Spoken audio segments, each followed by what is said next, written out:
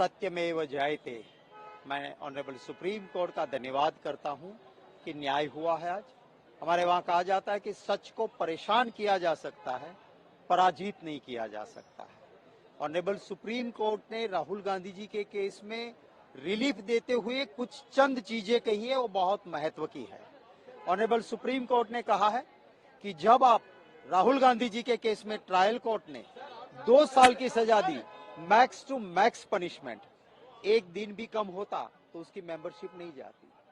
Supreme court ने कहा कि ये जो गुनाह कहा गया है वो कंपाउंडेबल, यानी कि जिसमें कॉम्प्रोमाइज हो सकता है, इस टाइप का गुनाह है। सुप्रीम कोर्ट ने यह भी कहा कि ये बेलेबल, माने कि इसमें जामीन मिल सकते हैं, इस तरह का गुनाह था।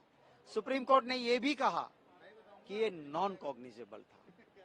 तो ऐसे गुनाह में जब max to max punishment trial court देती है तो कानून में प्रावधान है कि पूरे रीजनिंग देने पड़ते हैं। सिर्फ सुप्रीम कोर्ट की एक बात का जिक्र करके बिना रीजनिंग दिए 2 साल की मैक्स टू मैक्स पनिशमेंट ठीक नहीं है। उसके बाद सुप्रीम कोर्ट ने कहा कि सूरत की सेशंस कोर्ट और गुजरात की हाई कोर्ट जब राहुल गांधी जी की एप्लीकेशन खारिज करती है, पन्ने से पन्ने भर के लिखते हैं, पॉलिटिक्स बार के किस्से में बहुत कुछ लिखते हैं, लेकिन जो बेसिक बात थी वो थी कि मैक्स टू मैक्स पनिशमेंट क्यों, उसके बारे में दोनों अपेलेट कोर्ट कुछ नहीं लिखती है।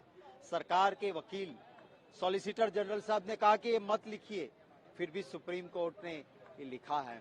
मैं ये ऑनरेबल सुप्रीम कोर्ट का जो न्याय हुआ है और जो लोअर जुडिशरीज में जो हो रहा है, क्या देखना चाहिए वो भी कहा है, उनका स्वागत करता हूं। मांग क्या है उनकी संसद सदस्यता को लेकर, जो घर खाली करवाया गया है उसको लेकर, क्या वही घर मिलना चाहिए, तत्परता से उनकी सदस्यता बहाल की जानी चाहिए? देखिए, ऐसा कहा जाता है कानून में कि when base goes entire building goes.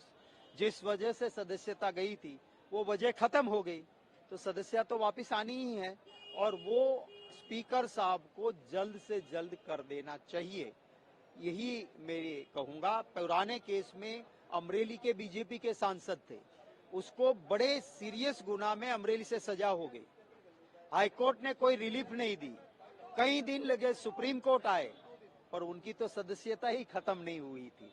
तो ये बीजेपी के लिए और स्टैंडर्ड और राहुल जी के लिए और स्टैंडर्ड, ये तो नहीं हो सकता है ना। देखिए, वो राहुल जी और पार्लियामेंट के बीच में है, तो इसके बारे में मैं कुछ नहीं कहूंगा। मेरी इच्छा ये है कि स्पीकर साहब को अपना धर्म का पालन जल्द करना चाहिए।